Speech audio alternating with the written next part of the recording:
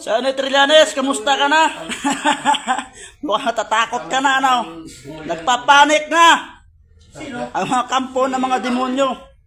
Parang hindi nila tagakaya, maimpet si Sara. Pag si Sara makasurvive, nako, magbabaha ng luha ang buong kamay nilaan. Sobra, madadaming makukulong. Kung ang tatay ko ginawa mo ng ganito, ibabalik ko rin sa'yo yan. Si Sara, mas matindi pa yan kay Duterte. Tandaan nyo yan, mga banghag. Pag yan ay magiging presidente, asahan nyo, kakalat ng dugo sa buong bansa. Babalik! Iba-iba yung bigla, kumagalit na, ano? Ang ginagawa ng Duterte dati, mas matindi pa dyan ang gawin ni Sara. Ang daming tatamaan ng mga congressman.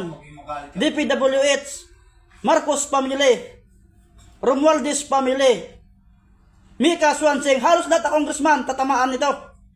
Kaya ito nanginginig na naman sa takot. Senator Trillanes, nanginginig na, nagpapanik. Ang patatakbuhin nila si Lene, nako, kahit ako lang yung kalaban kay Lene, tatalunin ko yan. Doon lang sa barangay namin.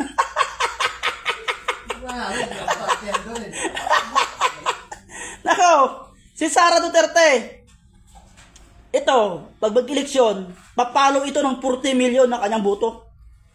Asahan mo yan, mga kasolid.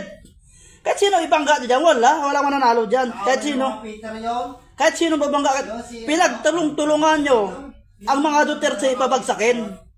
Ayaw nila daw, nabubusin. Lahat kayo pinagtulong-tulungan, mga Dilawan, saka Marcos nagkaisa. Dati ang Dilawan, galit na galit sa mga Marcos. Ngayon, saan na yung mga Dilawan? Parang si Congressman, irisin na natin titira sa mga Dilawan. Ngayon, ang mga Dilawan nagkaisa laban sa mga Duterte para pabagsakin ang mga Duterte. Ngayon, parang hindi mangyayari dahil wala silang sapat na ebidensya. Ito rin sa mga bangagyoles, nagbabasa akin ng mga picture tungkol sa mga nagawa ni Duterte noon. Si Duterte, kung may kaso talaga siya, dapat kinasuhan nila ng plunder. Bakit dinala nila sa ICC? Oh, ibig sabihin, walang ebidensya sila kay Duterte. Kung may ebidensya sila, si Sara nga, pati high school life ni Sara, inuungkat pa nila kay Duterte pa kaya? Kung may kasalanan Duterte talaga, kung may corruption sa pamuno Duterte, dapat kinasuhan nila ng plunder. Wala eh. Wala na kasi plunder eh. Ang ginawa nila si Trillanes tuta. Ito, Viadalas Duterte sa ICC ang kinaso nila. Doon nila kinasuhan.